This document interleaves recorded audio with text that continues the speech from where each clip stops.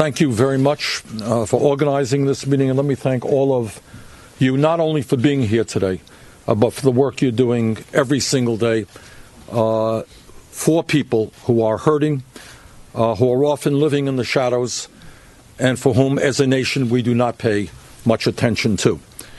The fact of the matter is that America is the wealthiest country in the history of the world. But anyone who took the walk that we took around this neighborhood would not think you're in a wealthy nation.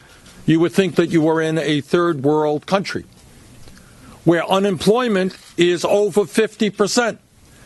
A community that does not even have decent quality grocery stores where moms can buy quality food for their kids. A community in which the dream of getting a higher education for many kids is as real as is going to the moon. In the United States of America, 37% of African American children should not be living in poverty. In the United States of America, we should not be having more people in jail than any other country on earth, disproportionately black and Hispanic. In the United States of America, we should not have a child care system which is largely dysfunctional and unaffordable. We need fundamental changes in our national priorities. We do not need to give more tax breaks to millionaires and billionaires. We need to start investing in communities all over this country today that are hurting, that are often forgotten about. And rather than sending our kids to jail, we should be investing in jobs and education. We don't need more jails. We don't need more incarceration. There is an enormous amount of work to be done, and we have the people to do that work.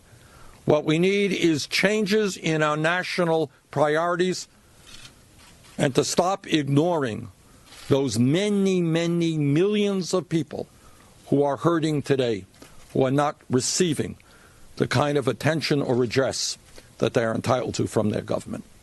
Thank you. Well, Field, if there are any questions from the press. Senator, we talked to some people in the community. They said they were skeptical because there are not enough jobs. And you have a $1 trillion infrastructure plan, which, how is that going to get into these communities? A lot of times that money ends up in developers, or as it has in Baltimore City. How is it going to get to the people who need it? Well, the first thing we have to do is to recognize the reality of real unemployment in America. The official unemployment rate is 5%. The real unemployment rate is 10%, and for the African American community, it is substantially higher than that. So we have several ideas, not just limited to these ideas, but several ideas that are out there on the table today. And number one, when you invest $1 trillion over 5 years, you create 13 million decent-paying jobs. And in addition to that, you can create a whole lot of jobs rebuilding not only our crumbling infrastructure, our roads and bridges and water systems, but the kind of housing situation we are seeing right here in this community. We can put people to work all over America building affordable housing. Second of all, working with Congressman John Conyers of Michigan, he and I have introduced legislation that would provide a economic justice issues that you talked about today. Where on your priority list will those kinds of issues fall? At a very high level. It's not just the need to create millions of jobs. It is the need to make sure that the jobs that we have pay people a living wage. And that's why I have fought for and believe that we should raise the minimum wage over a period of several years to $15 an hour.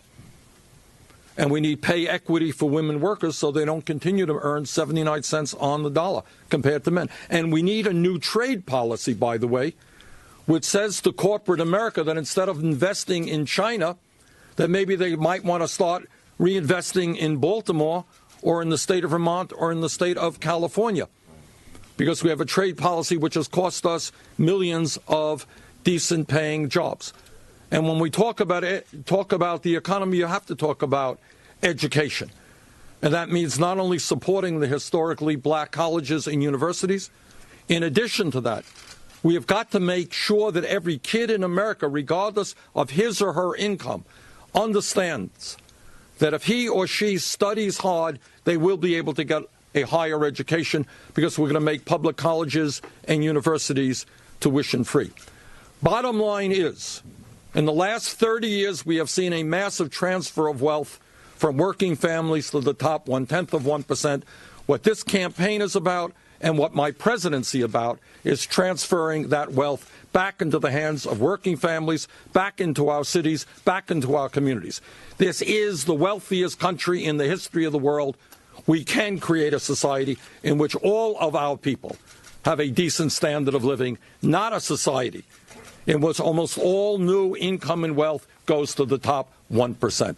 That's what I'm dedicated to changing. Senator Sanders, yesterday the Department of Justice launched another civil rights investigation into a large... To the Chicago Police Department. It is my view that when any individual is killed or dies while in police custody, that should bring forth a federal investigation. It is my view that the federal government can play a very important role in terms of police reform by providing incentives to local police departments around the country to do the right thing. And the right thing is to demilitarize our police departments.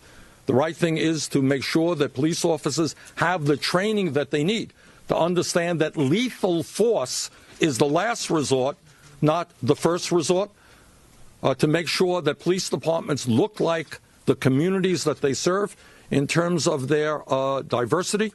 So there's a lot to be done, but police reform is certainly something that I believe is part of real criminal justice reform. Yeah. I'd like to know about employment for ex-offenders.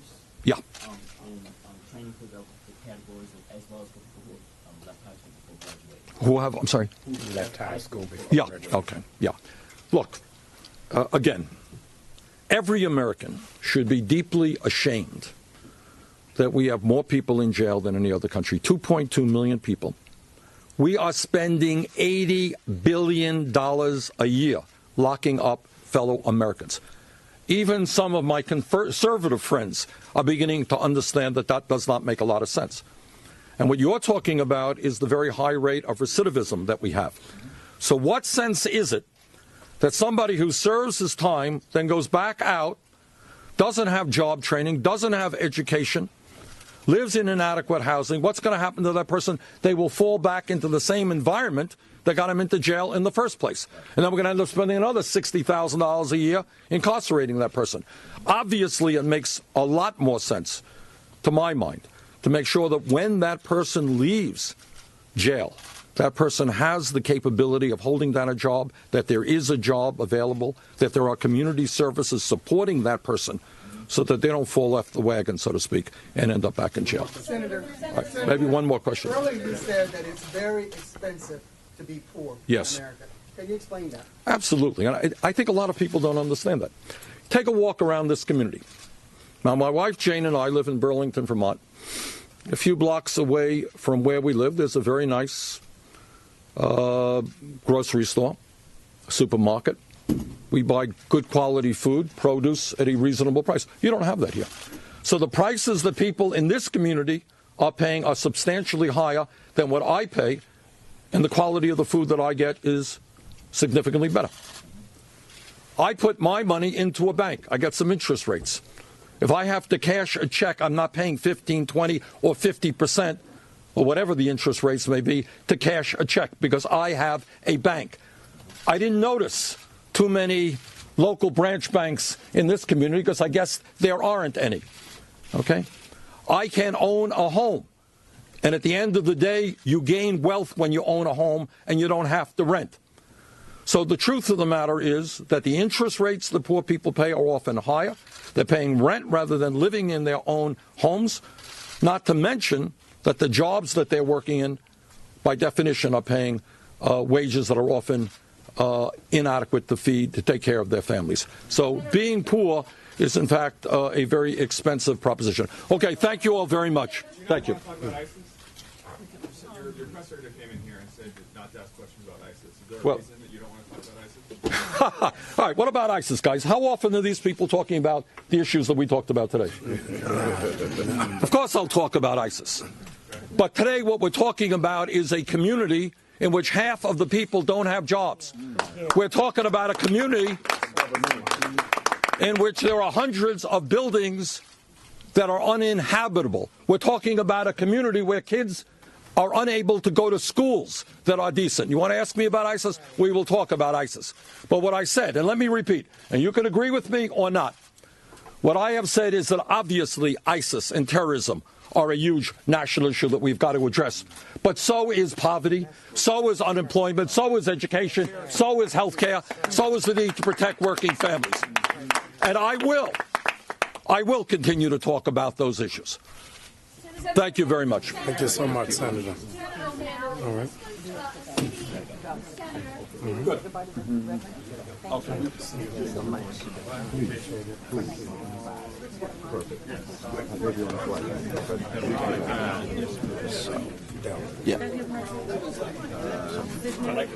No, he's got a nice suit on.